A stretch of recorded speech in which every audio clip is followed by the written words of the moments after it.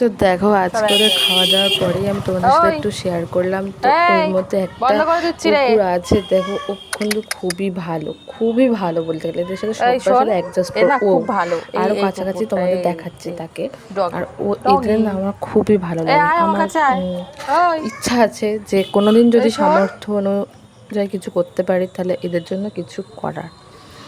তো দেখো ও আসবে এক্ষুনি, দেখো ওখানে ডাকছি তো আসছে, দাঁড়া এই দেখো ওখানে বসে আছে একা একা, দেখো এই তো ও আসছে। ও খুবই ভালো আর এত বোঝে না, কি বলবো, এত বোঝে কি বলবো, কি সুন্দর দেখো আদর খাচ্ছে। ওকে যদি খেতে না দিয়েও যদি তুমি একটু আদরও করে দাও না, ও তাতে বিন্দু মাত্র কষ্ট হবে না, বিন্দু মাত্র কষ্ট হবে না। তো দেখো এ কি সুন্দর আদর খাচ্ছে। আমাদের বাড়িটা তো দেখেছো খুবই রাগী আর সবাইকে না কামড়াতে যায়, কামড়ানো ভান করে কিন্তু কামড়ায়। আরে দেখো একে বলে দিচ্ছি আমি চলে যাচ্ছি, টাটা দিচ্ছি, বন্ধ করে দিচ্ছি।